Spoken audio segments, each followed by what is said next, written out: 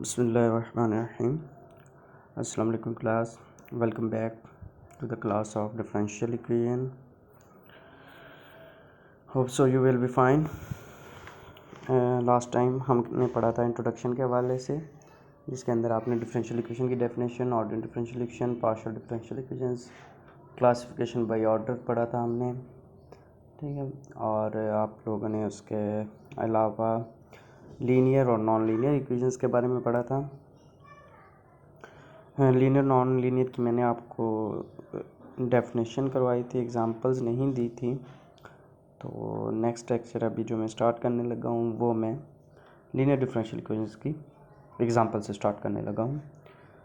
तो linear differential equations को define करते हुए मैंने 3 पॉइंट्स आपके आगे रखे थे। 3 पॉइंट्स जो हैं वो डिसाइड करते थे कि कोई इक्वेशन जो है वो लीनियर होगी या नहीं होगी। वो 3 पॉइंट्स कौन से थे? नंबर 1 था कि अगर उस इक्वेशन के अंदर आपके पास डिपेंडेंट वेरिएबल का डेरिवेटिव, इनकी पावर जो है वो 1 से ग्रेटर आती है, लीनियर पावर नहीं होती, 1 से ग्रेटर पावर होती है, तो वो आपके पास लीनियर इक्वेशन नहीं रहती। लीनियर होने के लिए ज़रूरी है कि आपके पास पावर 1 हो डिपेंडेंट वेरिएबल के डेरिवेटिव की। कोई भी डेरिवेटिव हो सकता है, फर्स्ट, सेकंड, थर्ड, फोर्थ, लेकिन उनकी पावर जो है वो आपके पास 1 रहनी चाहिए तमाम डेरिवेटिव्स की।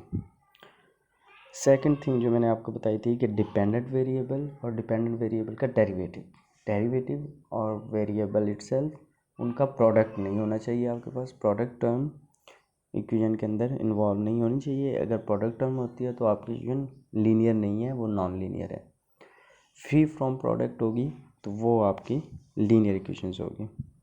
थर्ड थिंग जो मैंने बताई थी वो ये थी कि डिपेंडेंट वेरिएबल के ट्रांसडेंटल फंक्शन नहीं होने चाहिए आपके पास। ट्रांसडेंटल फंक्शंस के अंदर sine, cos, tangent, exponential, logarithmic, ये तमाम फंक्शंस आते हैं। तो डिपेंडेंट वेरिएबल के ये फंक्शन नहीं होने चाहिए कि जैसे sine y, sine x y, e raise पर एक्स वाई, ये वाली जो टर्म्स हैं आपके पास, ये इक्वेशन के अंदर इन्वॉल्व नहीं होनी चाहिए। अगर ये इन्वॉल्व होती हैं तो इक्वेशन आपके लीनियर इक्वेशन नहीं रहती। तो लीनियर इक्वेशंस की एग्जांपल्स हैं 3 आपके पास। फर्स्ट एग्जांपल डी वाई और d x plus 5xy is equal to 0।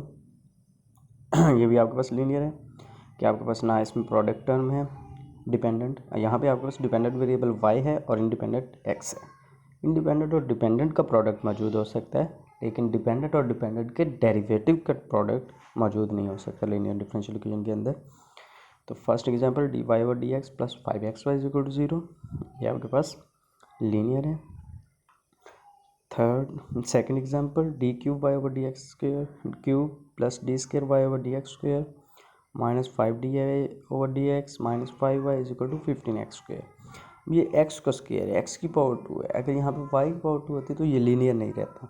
x independent है, हम डिपेंडेंट की बात कर रहे हैं कि डिपेंडेंट की पावर जो है वो 1 से ग्रेटर नहीं होनी चाहिए और उसके डेरिवेटिव की पावर भी 1 से ग्रेटर नहीं होनी चाहिए। तो इक्वेशन आपके पास लीनियर इक्वेशंस होती हैं। So second one is also linear equation. Third d square y over d x square minus 5d y over d x minus 5xy is equal to sine x. तो ये भी आपके पास एक लीनियर डिफरेंशियल इक्वेशन है, because जो transcendental function यहाँ पे आ रहा है वो आपके पास इंडिपेंडेंट वेरिएबल का है। अगर यहाँ पे डिपेंडेंट वेरिएबल का ट्रांसडेंटल फंक्शन होता तो फिर आप कहते हैं कि ये आपके पास लीनियर डिफरेंशियल इक्वेशन नहीं है। सो यहाँ पे इंडिपेंडेंट वेरिएबल का ट्रांसडेंटल फंक्शन है, सो ये आपके पास लीनियर डिफरेंशियल इक्वेशन है। नेक्स्ट आपके पास examples of non differential equations हैं। Number 1 d square y over d x square plus 5d y over d x whole square minus 5x is equal to 0। तो यहाँ पे डेरिवेटिव का square आ गया आपके पास, डेरिवेटिव की पावर 1 से ग्रेटर हो गई है। ये आपके पास नॉन डिफरेंशियल इक्वेशन की एक टाइप है। सेकेंड एग्जाम्पल आपके पास y d y over d x plus 5xy is equal to sine x, ये भी आपके पास नॉन डिफरेंशियल इक्वेशन है। क्योंकि यहाँ पे आपके पास प्रोडक्ट आ गया है डिपेंडेंट वेरिएबल और डिपेंडेंट वेरिएबल के डेरिवेटिव का। सेकंड के अंदर अगर आप देखें एग्जांपल सेकंड में y d y over d x, ये प्रोडक्ट टर्म है आपके पास, ठीक है। सेकंड एग्जांपल पे हूँ मैं, example of non differential equation. Third one आपके पास एग्जांपल जो है d square y over d x square into d y over d x plus 5 dy over d x is equal to 5x। तो ये third के अंदर भी आपके पास प्रोडक्ट मौजूद है सेकंड डेरिवेटिव और फर्स्ट डेरिवेटिव के दरमियान, तो ये भी आपके पास डिफरेंशियल इक्वेशन नहीं रहती। फोर्थ पे आ जाएं, फोर्थ एग्जांपल पे आ जाएं। फोर्थ एग्जांपल है आपके पास d square y over d x square plus 5 dy over d x is equal to sine x y. ठीक है, इसकी लेफ्ट साइड आप देखें तो d square y over d x plus 5 dy over d x, तो ये उन conditions को पूरा कर रही है लीनियर डिफरेंशियल की। यहाँ पे कोई पावर आपके पास 1 से ग्रेटर नहीं है, ना आपके पास प्रोडक्ट है डिपेंडेंट वेरिएबल के साथ। लेकिन अगर राइट साइड पे आए तो sine x y dependent variable है, तो डिपेंडेंट वेरिएबल का ट्रांसेंडेंटल फंक्शन आ गया है, तो दैट्स वाई ये हमारे पास नंबर 4 जो है ये भी लीनियर इक्वेशन नहीं है। Number 5 d y over d x plus 5 XY is equal to e raise पर एक्स वाई, तो ये भी हमारे पास y का ट्रांसेंडेंटल फंक्शन आ गया है ई, सो ये भी हमारे पास लीनियर इक्वेशन नहीं है, ये नॉन लीनियर डिफरेंशियल इक्वेशन है।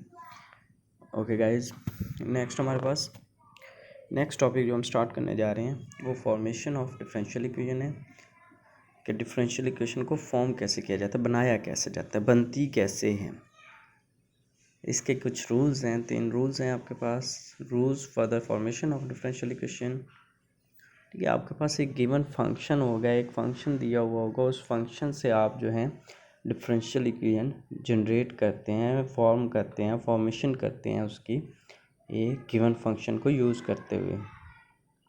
तो फर्स्ट स्टेप उसके अंदर क्या होगा आपका, क्या आपको जो गिवन फंक्शन है, गिवन इक्वेशन है, उसके अंदर आप total number of arbitrary constants जो हैं उनको काउंट करेंगे कि वो कितने हैं।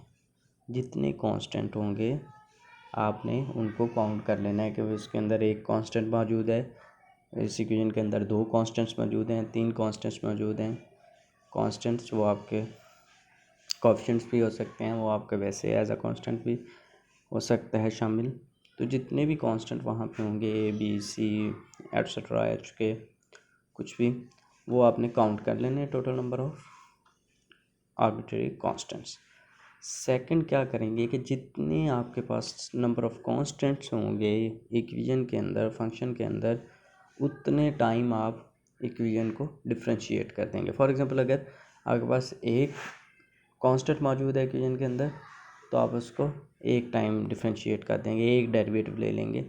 अगर उसके अंदर आपके पास 2 कांस्टेंट मौजूद हैं तो आप 2 दफ़ा उसको डिफरेंशिएट करेंगे, सेम इक्वेशन को एक दफ़ा डिफरेंशिएट किया फिर अगेन उसको डिफरेंशिएट कर देते हैं।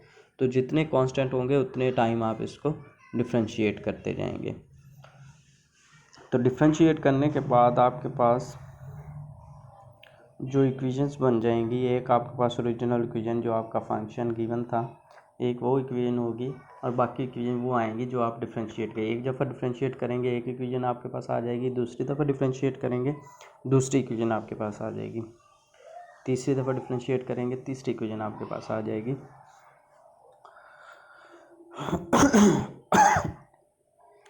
तो थर्ड स्टेप आपके पास क्या है कि आपने जो आपको इक्वेशन गेन हो जाएंगी डिफरेंशिएट करने से, उनको यूज़ करते हुए आपने कांस्टेंट को एलिमिनेट कर देना है, कांस्टेंट को ख़त्म करना है उन इक्वेशंस में से।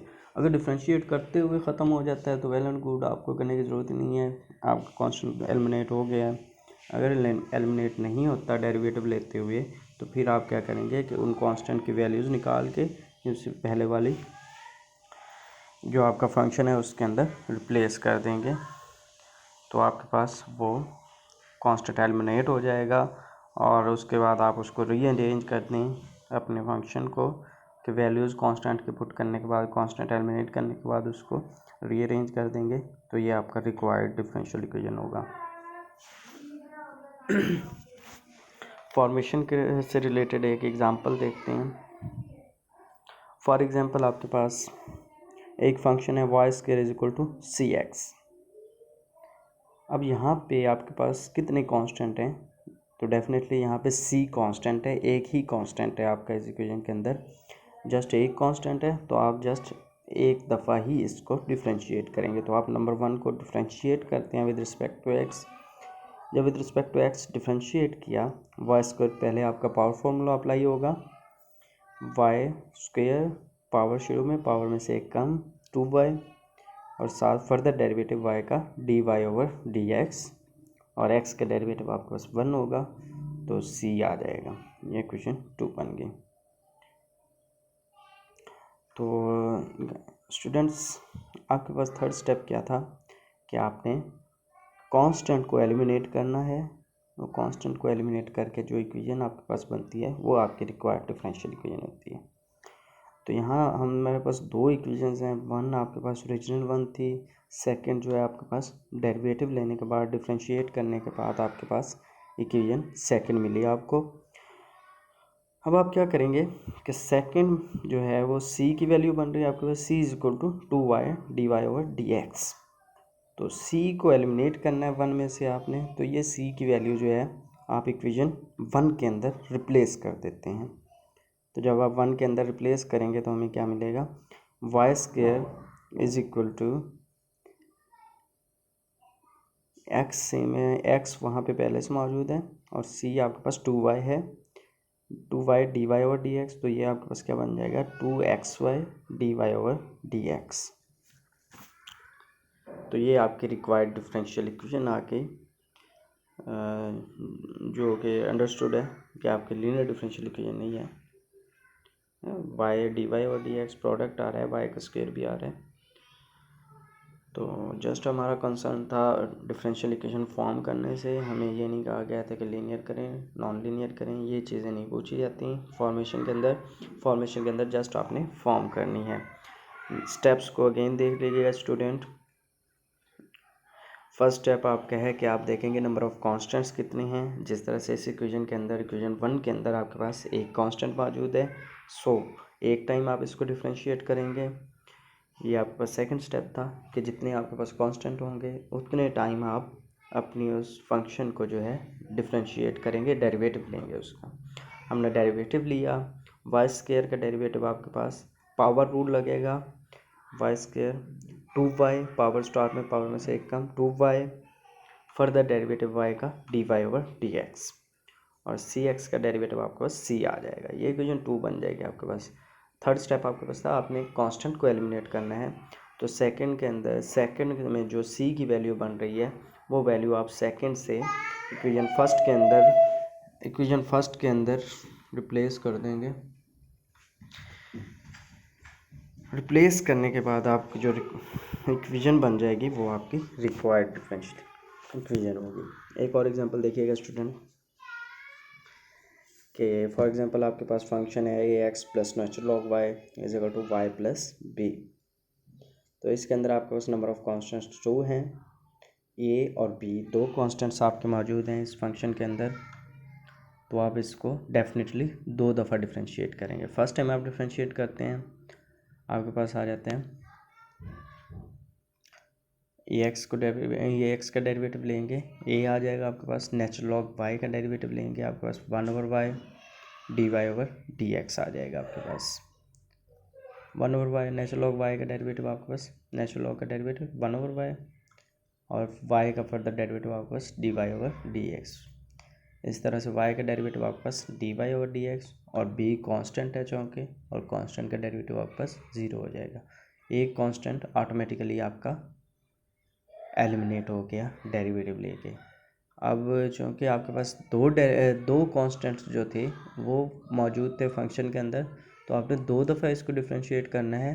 सो आप अगेन इसको डिफरेंशिएट करते हैं with respect to x. Differentiate करेंगे तो क्या बनेगा, a आपके पास कांस्टेंट है अब इस फंक्शन के अंदर।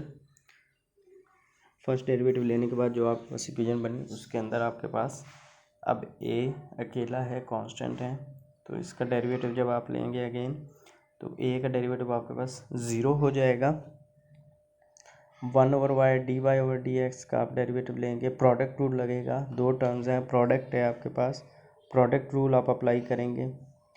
फर्स्ट 1/y का डेरिवेटिव क्या बनेगा आपके पास, -1 ऊपर लेके जाएंगे y पावर -1, पावर स्टार में -1, y पावर -2 हो जाएगा, उसको फिर नीचे ले आएंगे तो ये आपके पास -1/y²। ये आपने डेरिवेटिव पढ़ा होगा कैलकुलस के अंदर, आपको वेल नोन है। तो ये इतनी नहीं है, ये आप अलग से इसका डेरिवेटिव लेके वेरीफाई कर सकते हैं। 1/y का डेरिवेटिव लेंगे आपके पास -1/y², और y का फर्दर डेरिवेटिव जो होगा, ठीक है, ये 1/y का डेरिवेटिव ही चल रहा है, ठीक है, 1/y का डेरिवेटिव ही चल रहा है। पहले आप इस पे वो अपना पावर रूल लगाएंगे कि other than y, function other than x है। जब अदर देन x होता है तो आप उस पर फर्दर डेरिवेटिव लेते होते हैं। तो ये आगे आप फर्दर डेरिवेटिव लेंगे -1/y² इंटू y का फर्दर डेरिवेटिव आपके पास dy/dx। और प्रोडक्ट रूल के अंदर होता था कि एक फंक्शन का आप डेरिवेटिव लेते थे, दूसरा सेम एज इट लिखते थे। तो ये dy/dx जो सेकंड लिखा हुआ है, ये आपके पास सेम एज इट वो ऊपर वाला ही प्रोडक्ट टर्म वाला ही आ गया। नेक्स्ट आप फर्स्ट फंक्शन को सेम एज इट रखेंगे 1/y को, और dy/dx का डेरिवेटिव लेंगे जो आपके पास d²y/dx² बनेगा। दूसरी साइड पे आपके पास dy/dx मौजूद है, इसका आप डेरिवेटिव लेंगे वो d²y/dx² बनेगा। तो ये आप इसको रीअरेंज करेंगे, कांस्टेंट आपके दोनों एलिमिनेट हो गए ऑटोमेटिकली। तो आप इसका जो है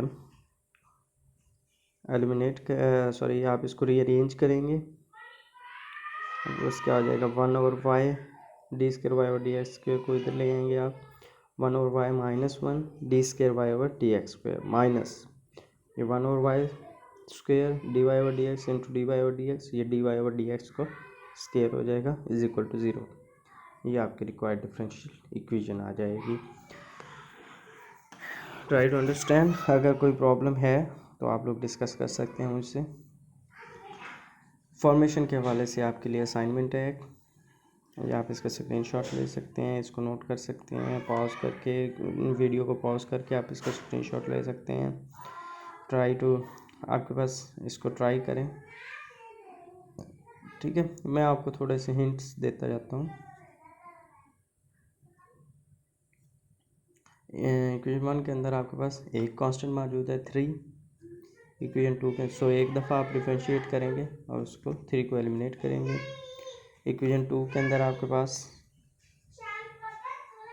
एक कांस्टेंट c मौजूद है x³ + c e⁻³ इक्वेशन 3 के अंदर आपके पास a b c d 4 constant मौजूद हैं। स्टूडेंट्स 4 दफ़ा आप इसको डिफरेंशिएट करेंगे। और इक्वेशन 4 के अंदर आपके पास g f c 3 कांस्टेंट्स मौजूद हैं। आप इसको 3 दफ़ा डिफरेंशिएट करेंगे और कांस्टेंट को एलिमिनेट करेंगे। इक्वेशन 5 के अंदर आपके पास h और k जो हैं ये 2 कांस्टेंट मौजूद हैं। तो आप h और k को एलिमिनेट करेंगे। और इक्वेशन 6 के अंदर आपके पास a और b 2 कांस्टेंट मौजूद हैं। तो आप a और b को एलिमिनेट करेंगे। इक्वेशन 7 के अंदर आपके पास